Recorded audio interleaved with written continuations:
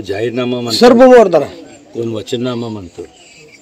आम्ही याला संकल्पनामा आज आम्ही प्रीती संगमावर यशवंतराव चव्हाण साहेबांच्या समाधी इथं आज आम्ही आमचा संकल्पनामा जाहीर केलेला आहे. या संकल्पनाम्याच्या माध्यमातून आम्ही आजपर्यंत केलेले जवळपास 9,000 या 5 वर्षात 9,954 कोटीची कामं झालेली. मग नॅशनल हायवेचे जवळपास 7,000-7,500 कोटीचे, मेडिकल कॉलेजचं जर पाहिलं जवळपास 4,500 कोटीचं. त्यानंतर पाटबंधाऱ्याच्या माध्यमातून 75 कोटीची कामं झाली. सैनिक स्कूलचं जे आध्यात्मिक म्हणजे त्याचं मॉडर्नायझेशन याकरता 275 कोटी. साको आणि ह्या बाकी संपूर्ण बांधकाम याच्यातनं 131 कोटी. CRF फंडातून 209 कोटी. प्रधानमंत्री ग्राम सडक योजनेतनं जवळपास 146 कोटीचे कामं झाले. प्रधानमंत्री आवास योजनेच्या माध्यमातून 190 कोटीचे कामं झाले. भुयारी गटर योजनेचे जवळपास 43 कोटीचे कामं झाले. 44 कोटी साधारण. पाणी पुरवठ्याचे जवळपास 74 कोटीचे झाले. आणि इतर लोकउपयोगीचे विकास कामे हे 200-250 कोटीचे झाले. एकंदरीत हा संपूर्ण वचननामा या ठिकाणी मी ज्यांनी मला आजपर्यंत मतदान केलं, मी योगदान दिलं, त्यांच्या विश्वासाला त्यांना जे अपेक्षित होतं ते संपूर्ण कामं मार्गी लावलेत. पण आपल्याला जसं माहिती आहे, जसं कुठलाही व्यक्ती मरच तोपर्यंत तो एक म्हणजे शिकतच असतो. तसं कुठल्याही विकास कामांच्या बाबतीत बोलायचं झालं तर वाढती लोकसंख्या, आपण लोकसंख्येच्या माध्यमातून जे विकास कामं ही एक कायमस्वरूपी एक ऑनगोईंग प्रोसेस आहे. आणि निश्चितपणे याच्या व्यतिरिक्त जे म्हणून काय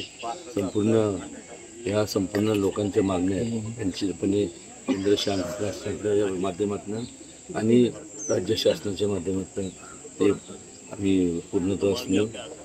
या ठिकाणी आवर्जून सांगावंसं वाटतं, मोदीजींच्या कुशल नेतृत्वाखाली गेले 10 वर्षामध्ये घोषणा झाल्या नाही, घोषणा कमी झाल्या, पण कामं मात्र झाली, खूप भरपूर झाली. ठिकठिकाणी देशभरात कुठल्याही राज्यात तुम्ही गेला आणि राज्यातल्या कुठल्याही जिल्ह्यात आणि जिल्ह्यातल्या कुठल्याही तालुक्यात गेला तर आपल्याला विकास कामांचं संपूर्ण चालू झालेलं आहे आणि संपूर्ण तिथं पूर्णत्वास गेलेलं आपल्याला पाहायला मिळतं. हे सांगत असताना मला एक सांगावंसं वाटतं की हे कधी होतं, जेव्हा एक स्टेबल गव्हर्नमेंट असतं त्यावेळेस जेव्हा स्टेबल गव्हर्नमेंट असतं तेव्हा स्थिरता असते. स्थिरता जेव्हा असती तेव्हा नियोजनबद्ध कार्यक्रम जो त्याला आपण 5 इयर प्लॅन म्हणतो, त्या 5 इयर डेव्हलपमेंट प्लॅनमध्ये तो पूर्ण श्वास आपण घेऊ शकतो. 10 वर्षाच्या कालावधीत झालेले कामाचं जर आपण संपूर्ण एका जोगा जर बघितला, 55 वर्ष ज्यांचे काँग्रेसच्या ताब्यात संपूर्ण ठिकठिकाणी संपूर्ण केंद्रात आणि सगळ्या राज्यांमध्ये त्यांची सत्ता होती. मग का झालं हा प्रश्न लोकांना आता विचारायला लागले. आणि आज भारतीय जनता पक्ष आणि त्यांचे मित्रपक्ष सर्व त्यांच्या माध्यमातून महाविकास आघाडी महायुतीच्या माध्यमातून जे कामं झाले ते वाखाणण्यासारखे आहेत. आणि ह्या उलट जर आपण बघितलं तर महाविकास आघाडी जी आहे त्यांच्यात एवढी अस्थिरता आहे, एवढं म्हणजे त्यांच्याकडं म्हणजे पंतप्रधान कॅन्डिडेटवरनं वादावादी चालू आहे आणि एवढं अस्थिर संपूर्ण असताना तिथं नियोजन शून्य. आणि त्यामुळे महाविकास आघाडीपेक्षा मी तर म्हणते महाभकास आघाडी, कारण की त्यांच्याकडनं काही कुठल्याही अपेक्षा करणं म्हणजे पाणी उचलत होतं. संकल्पनामा ह्या आता तुम्ही आतापर्यंत केलेले कामं सांगितली, नेमकं 5 वर्षाचा संकल्पनामा काय? 5 वर्षाच्या कालावधीमध्ये शेतकऱ्यांसाठी त्यांना जास्तीत जास्त सुविधा मिळवून देण्याचं हे मोदींचं तर स्वप्न आहे. की आपली जी इकॉनॉमी ही ॲग्रो बेस्ड इकॉनॉमी आहे, शेतीवरती आधारित संपूर्ण बहुतांश करून 80% लोकांचा उदरनिर्वाह जो आहे ते शेतीवरती अवलंबून आहे.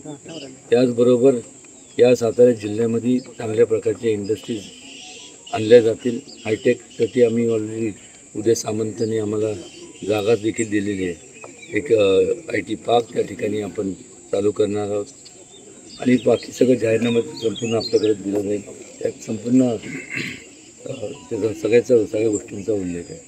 महाराष्ट्र पत्रकार परिषदेमध्ये यशवंतराव चव्हाण साहेबांना भारतरत्न पुरस्कार देण्यासंदर्भात आता तुम्ही प्रीतीसंगमावर आहात, उद्या मागणी काय करणार आहात? तुमच्या निश्चितपणे आम्ही मागणी करणारच आहोत, कारण की उद्या आदरणीय वंदनीय मोदीजी हे सातारा जिल्ह्यात येतात आणि त्यांची सभा जी होती आहे ती योगायोग बघा, त्यांची सभा देखील यशवंतराव चव्हाणांच्या कर्मभूमीमध्ये होत आहे. आणि त्यामुळं आम्ही असं त्यांच्याकडं मागणी करणार आहोत की त्यांना सर्वोच्च देशातला जो भारतरत्न पुरस्कार आहे मरणोत्तरानंतर त्यांना त्याच्याने सन्मानित करावं. मला एक समजत नाही की असं बोलल्यानंतर मग माझ्या विरोधात असं बोललं गेलं की यांना आताच कसं सुचलं.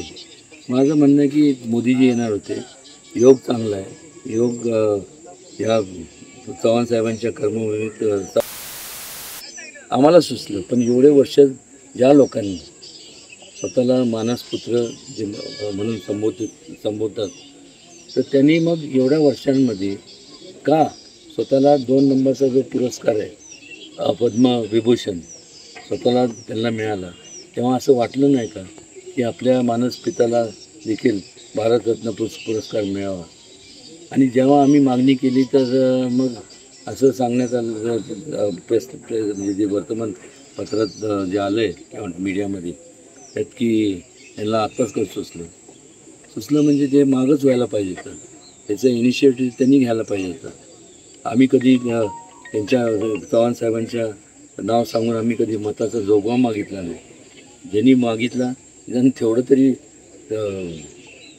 निदान आजपर्यंत जे राज्य केलं चव्हाण साहेब हे ते सगळं चव्हाण साहेब, मग पुढं मिळवण्याकरता फक्त तुम्हाला त्यावेळेस यशवंत विचार दिसतात.